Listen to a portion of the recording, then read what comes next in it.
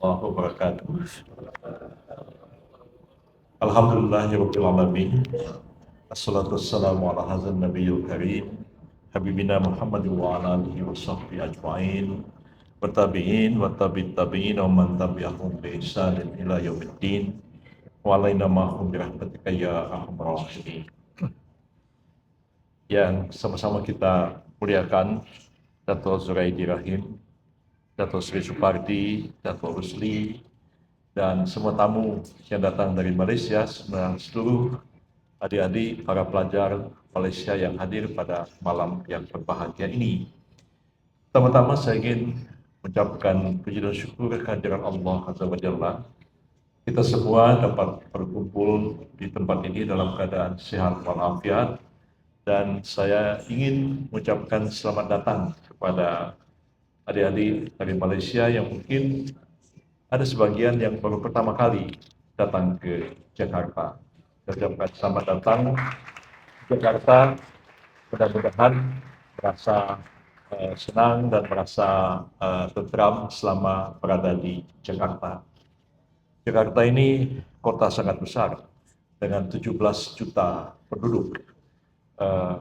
Kalau siang hari 17 juta, kalau malam sekitar 13 juta penduduk Jakarta ini, dan kota besar sekali, dipimpin oleh satu gubernur dan ada 5 tersebut wali kota. Malaysia sebut Datuk Bandar, ya kan? Ada 5 wali kota dan ada satu region khusus di Kepulauan Seribu di utara dari Jakarta ini. Tadi kita saksikan sama-sama tarian lebih mencerminkan tarian Betawi sebenarnya. Betawi itu adalah orang yang berbahasa Melayu di Pulau Jawa. Ya. Jadi Pulau Jawa ini ada tiga bahasa. Ada bahasa Sunda di Jawa Barat, ada bahasa Jawa di Jawa Tengah dan Jawa Timur, dan ada yang menggunakan bahasa Melayu. Bahasa Melayu itu ada di Jakarta ini. Dulu disebut dengan kata-kata Betawi. Betawi itu sebenarnya berasal dari bahasa Belanda, Batavia, ya. Tapi kalau ditulis pakai huruf Jawi, ditulis Batavia. Jadi lama-lama disebut Betawi, ya. Betawi itu Batavia atau Batavia dalam bahasa Belandanya. Dan nama Jakarta sudah berkali-kali berganti. Pertama sekali nama Jakarta ini Sunda Kelapa. Ya. Ada sebuah pelabuhan kira-kira 5 kilometer dari tempat ini. Di sebelah utara ada satu pelabuhan atau bandar seaport begitu, yang namanya adalah Sunda Kelapa. Dan kalau kita baca di peta Cina zaman dulu disebut Yesang. Ya, Ye itu artinya kelapa, Sang itu artinya pelabuhan. Jadi orang Cina menerjemahkannya dengan kata-kata Yesang, artinya pelabuhan kelapa. Yang juga sebenarnya adalah Sunda Kelapa, nama asli dari Jakarta ini. Tapi kemudian orang Portugis menduduki Jakarta dan mereka dilawan oleh penduduk di sini, ya, dipimpin oleh Fatahillah namanya, seorang pangeran Muslim dari Cirebon, dan kemudian dia memenangkan peperangan, mengalahkan Portugis, dan dia mengatakan Jayakarta, ini kota kemenangan. Dan sejak itu Batavia Sunda Kelapa berubah namanya menjadi Jayakarta, artinya bandar kemenangan. Kemudian datang Belanda, Belanda sebut Batavia. Waktu Indonesia merdeka, kembali menggunakan nama Jayakarta, tapi lama-lama diucapkan Jakarta saja. Tapi masih misalnya di sini military force in Jakarta ini disebut Kodam Jayakarta. Jadi masih menggunakan simbolnya, masih menggunakan Jayakarta. Tapi sehari-hari disebut Jakarta sampai sekarang, dijadikan tempat pusat pemerintahan. Sebenarnya secara resmi mengikut undang-undang, Jakarta bukan lagi ibu kota Republik Indonesia. Jakarta bukan lagi capital city of Indonesia, karena capital city sudah pindah ke Borneo, sudah pindah ke satu bandar baru, namanya itu ibu kota IKN, jadi ibu kota Nusantara, ya, sebuah bandar baru. Kalau Malaysia hanya pindah dari Kuala Lumpur ke Putrajaya, dekat saja. Sini pindah dari Jakarta ke Borneo, itu perlu terbang 2 jam dari Jakarta untuk landing di ibu kota baru. Tapi ibu kota baru ini sudah 70% buildingnya siap, tapi masih kosong, belum ada manusianya. Jadi kalau pergi sana jumpa hantu saja, tak jumpa manusia di sana. Dan ada kemungkinan baru akan pindah ke New Capital City itu tahun 2028. Jadi sekarang ini dulu kita sebut Governor Daerah Khusus Ibu Kota Jakarta, tapi sekarang kita sebut Governor Jakarta saja, karena tidak lagi berstatus sebagai ibu kota negara Republik Indonesia. Hanya kapan akan pindah ke ibu kota yang baru, itu akan ada presidential decrees yang ditandatangani, disign oleh presiden. Sejak itu akan move to Borneo. Jadi jauh sekali pindah ke Kalimantan sana. Tapi sampai hari ini masih presiden masih berkantor di sini. Mungkin hanya berapa ratus meter dari tempat ini itu ada palace, dan di situ palace yang sudah lama sekali. Palace itu lebih kurang didirikan pada tahun 1812 dan sampai oleh dulu adalah tempat dari Governor Jenderal Netherlands India. Jadi Gubernur Jenderal Hindia Belanda. Pejabatnya hanya berapa ratus meter dari tempat ini, dan sampai sekarang masih digunakan sebagai istana kepresidenan Republik Indonesia. Tempat ini namanya Harmoni, ya, sebab dulu ada clubhouse di intersection jalan ini yang dibuat oleh orang Belanda yang namanya itu Harmoni, tempat dancing, tempat main bowling, tempat main biliar pada masa dahulu kala. Tapi building Harmoni itu sudah didemolish pada tahun 1970. Saya masih melihat gedung Harmoni itu ada di sini. Jadi dahulunya kawasan ini dinamakan Kota Batavia, stad, bilang sentrum, ya, bahasa Belandanya sentrum. Jadi pusat kota ada di sini sampai ada sungai di seberang palace itu, itulah yang disebut dengan Batavia. Dan di sini adalah kawasannya orang Belanda dan kawasannya orang Cina. Jadi makanya situ ada Glodok, itu tempat Cina. Jadi Jakarta itu ada tempat yang hanya untuk orang Belanda saja, namanya Menteng, dan Mr. Cornelis atau Jatinegara. Ada tempat yang untuk orang Cina saja, namanya Glodok di situ, dan ada tempat orang pribumi, orang Melayu itu di kampung-kampung sana. Jadi Belanda itu sudah bagi penduduk 3 bagian. Yang paling elit orang Belanda, the middle class adalah Chinese. Nah, bagaimana dengan orang asli, orang Melayu pribumi itu duduk kampung-kampung jauh daripada sentrum Jakarta ini. Jadi sebab itu pergerakan kemerdekaan itu dilakukan oleh orang pribumi untuk melawan penjajahan, dan agak berbeda dengan Malaysia yang dengan perundingan di London Malaysia mencapai kemerdekaan. Indonesia ini Belanda tidak akan pernah berikan kemerdekaan kepada Indonesia ini kecuali rakyatnya angkat senjata melawan.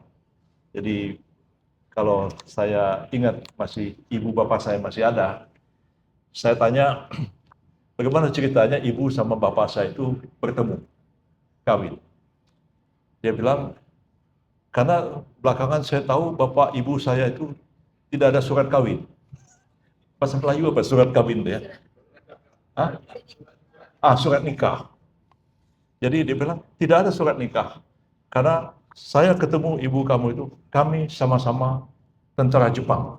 Jadi Japan Army. Jadi pada waktu Jepang datang ke sini, dia train pemuda-pemuda muslimah untuk latihan military, dan ibu saya bilang dia itu menembakkan artileri. Pada ibu saya waktu itu umurnya 16 tahun. Nah, jadi waktu Jepang sudah kalah, mereka sudah punya senjata dan mereka sudah pandai perang. Ketika Belanda datang lagi ke sini, mereka perang. Dan itu perang selama 5 tahun, baru berakhir pada tahun 1949. 27 Desember 1949, baru kemudian Belanda mengakui kemerdekaan Indonesia. Yang itu merdeka sampai hari ini. Jadi memang agak berat ya, dan saya kira tantangannya cukup besar karena Indonesia ini negara sangat multi etnik ya. Kalau Malaysia hanya orang Melayu, orang Cina, orang India, tapi orang Kelantan sendiri barangkali ya Pak Suwadi. Nah, Kelantan ini is not Malay, right? Hanya orang Kelantan bukan orang Melayu, orang Siam. uh, tapi mungkin ada orang Dayak ya, orang Kadazan, orang apa begitu di Sabah Sarawak. Indonesia ini ada 715 etnik dan ada lebih kurang 800 bahasa yang satu dengan yang lain saling tidak mengerti satu dengan yang lain. Jadi di sini ada orang Madura kawin dengan orang Minangkabau, suami istri. Kalau satu pakai bahasa Madura, satu pakai bahasa Minangkabau, itu tidak bisa komunikasi. Karena memang bahasanya sih totally different. Jadi mereka harus menggunakan bahasa Indonesia baru bisa berkomunikasi satu dengan yang lainnya. Tapi jadi orang Betawi dulu, mengapa mereka menggunakan bahasa Melayu? Ya, karena orang Betawi itu sebenarnya macam-macam etnik datang ke Jakarta. Makanya ada kampung Melayu di sini, ada kampung Melayu, dan ada satu kawasan namanya kawasan Cawang. Cawang itu commander of the Malay, makanya namanya itu Encik Awang. Encik Awang itulah disebut dengan Cawang namanya, dan ada kampungnya namanya Kampung Melayu. Itu memang orang datang dari Johor di sini. Ada kampung Madura, ada kampung Jawa, ada kampung Bugis, ada kampung Makassar, ada kampung Ambon, ada kampung Manggarai. Satu kampung dengan kampung yang lain, kalau dia bicara dalam bahasanya sendiri, tidak saling mengerti. Supaya bisa berkomunikasi, mereka menggunakan bahasa Melayu. Itulah sebabnya mengapa orang di Jakarta ini menggunakan bahasa Melayu, bukan bahasa Jawa, bukan bahasa Sunda, karena pasti tidak akan mengerti antara satu dengan yang lain. Jadi kalau sekarang ini kita pergi ke satu kawasan, namanya kawasan Kampung Melayu. Mungkin di Singapura masih ada di Bugis, ini Kampung Jawa, masih ada di Singapura. Di sini pun kira-kira akan seperti itu juga Jakarta, walaupun hari ini, walaupun namanya Kampung Ambon, tapi yang duduk di sana bukan orang Ambon lagi. Jadi sudah bercampur semua. Dan syukur alhamdulillah ketika Indonesia merdeka, itu the Constitution of Indonesia mengatakan bahasa nasional Indonesia adalah bahasa Indonesia. Bahasa Indonesia adalah bahasa Melayu modern. Itu yang digunakan di sini. Kalau saya, karena saya etnik Melayu, jadi lebih banyak berbahasa Melayu, dan slang saya bicara masih tahu orang Melayu. Dan kalau orang Jawa pasti akan tahu slangnya slang Jawa seperti itu. Jadi mungkin sekarang sudah tidak lagi. Dulu kalau kita punya kad pengenalan atau KTP bahasa Indonesia, itu disebut nama Yusril, lahir di mana, tanggal berapa, agama Islam, disebut warga negara Indonesia, disebut suku. Itu saya harus tulis. Kalau dia Jawa, ditulis suku Jawa. Kalau Madura, Madura. Kalau Bugis, Bugis. Jadi kalau saya ditulis suku Melayu. Jadi itu mungkin sekarang sudah tidak lagi, tapi 10 tahun yang lalu masih ditulis seperti itu. Sekarang sudah tidak ditulis suku, tapi agama masih ditulis. Jadi agama Islam, apa Kristen, apa Katolik, apa itu, ada beberapa agama yang diakui di Indonesia, yaitu Islam majority, yang dianut oleh sekitar 88% penduduk Indonesia itu beragama Islam, ada kira-kira 6% beragama Kristen dan Katolik, dan ada sekitar 6% lagi Hindu, Buddhis, dan Konfusius pada etnik agama. Konfusius di sini diakui sebagai sebuah agama. Mungkin di Malaysia tidak. Jadi di sini kalau ada OBS ya dalam satu jawatan, jadi akan ditanya agamanya apa, dia bilang saya Konfusius, dan dia akan OBS dengan agama Konfusius. Jadi di sini diakui ada beberapa agama, dan meskipun begitu beda dengan Malaysia yang menyebutkan bahwa Islam adalah agama resmi negara. Indonesia tidak menyebut secara eksplisit, tetapi lebih kurang sama juga. Jadi kalau di Kuala Lumpur ada masjid negara, di sini ada Masjid Istiqlal. Itu semacam state mosque-nya Indonesia, dan tiap-tiap provinsi. Kalau di Malaysia ada masjid negeri di Pulau Pinang, di Kelantan, Kedah. Di sini pun ada masjid agung tiap-tiap satu provinsi, dan setiap upacara apapun di istana ataupun di parlemen akan dibacakan doa, dan doa akan dibacakan menurut agama Islam. Jadi walaupun tidak disebut dalam konstitusi seperti itu, tetapi pengakuan sebagai agama majority itu tetap berlaku lebih kurang sama dengan di Malaysia juga. Harapan saya mudah-mudahan adik-adik semua senang berada di Jakarta. Saya sendiri dulu sekolah di kampung di Belitung, masih menggunakan huruf Jawi. Saya masih grade school ya. Lalu kemudian saya sekolah ke sini Universitas Indonesia di Jakarta, terus saya sekolah di Pakistan, dan sesudah itu saya masuk ke USM, University Science Malaysia di Penang, itu membuat PhD dalam sains politik. Dan waktu itu saya memecahkan rekor karena saya orang pertama yang mendapatkan PhD dalam sains politik di University Science Malaysia. Pada waktu itu sempat saya bertanya kepada supervisor apakah saya akan menulis tesis dalam bahasa Inggris atau apa. Maka supervisor saya mengatakan lebih bagus kalau saudara menulis tesis dalam bahasa Melayu, karena dia bilang agak jarang orang menulis tesis dalam bahasa Melayu, dan saya menulis tesis dalam, saya bilang pakai huruf Jawi atau huruf Jawi, kita pun tak boleh baca. Jadi menulis pakai huruf Rumi, dan alhamdulillah itu tesis sudah pada waktu itu tahun 1992 saya mempertahankan tesis di Universitas Sains Malaysia, dan saya pulang ke sini dengan Pak Supardi, ini kawan saya sejak lama. Saya mengajar sampai menjadi profesor sampai hari ini di University of Indonesia, masih saya mengajar, dan tadi pun saya datang ke kampus kita di Depok ya, karena saya tetap diminta untuk mengajar walaupun saya jadi menteri sibuk. Harus 2 kali sebulan saya harus datang untuk mengajar, karena Faculty of Law University of Indonesia itu ranking 86 dunia.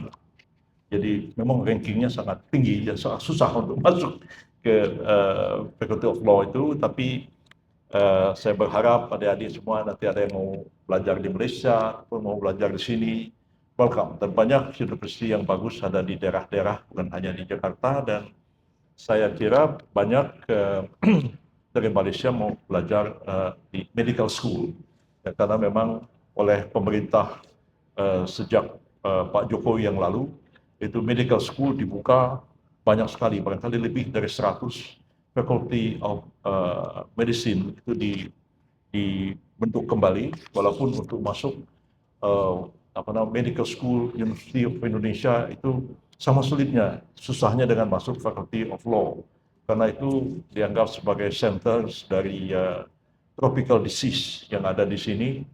Dan Fakultas Kedokteran Universitas Indonesia itu didirikan pada tahun 1852, jadi sudah tua sekali.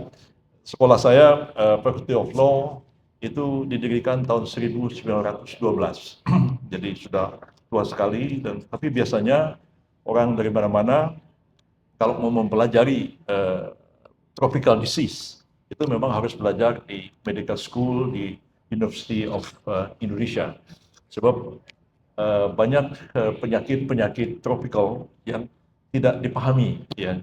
Banyak orang Indonesia dulu suka sedikit sakit pergi ke Singapura. Banyak yang mati di Singapura. Kenapa? Karena dia kena denggi, ya, dibawa ke Singapura, mati. Orang Singapura tak paham bagaimana mengatasi denggi. Kita sebut sini demam berdarah. Itu termasuk tropical disease. Ya. Termasuk saya masih kecil dulu, saya kena malaria tropikal sampai 40 hari, ya, hampir mati. Jadi waktu saya kecil itu saya melihat 6 kawan saya satu kelas itu mati kena malaria. Saya pun hampir mati juga pada waktu itu.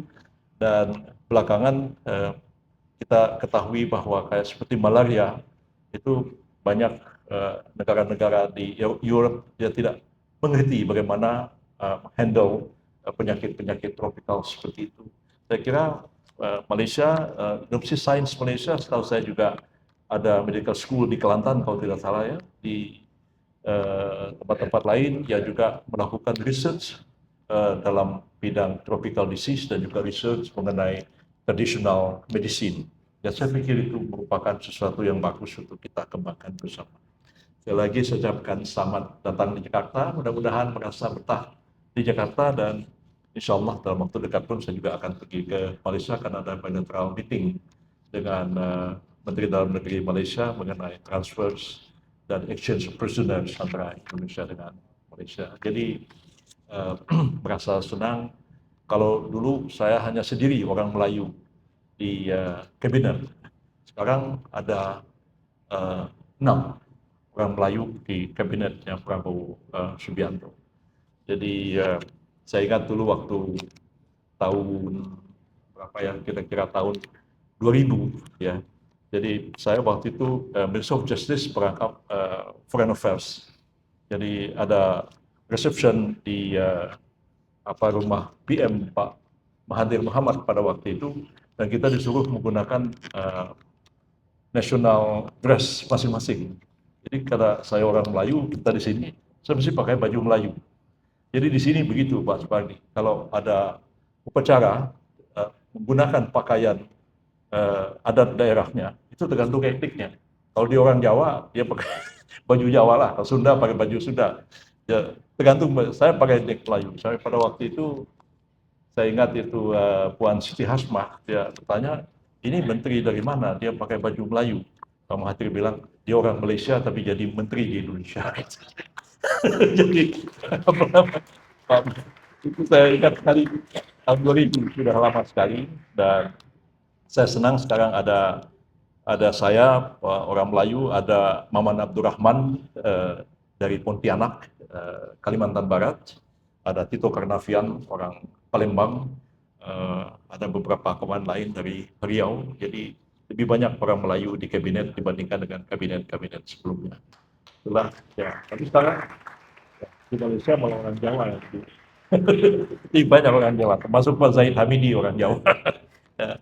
Terima kasih banyak, mohon maaf atas segala kekurangan.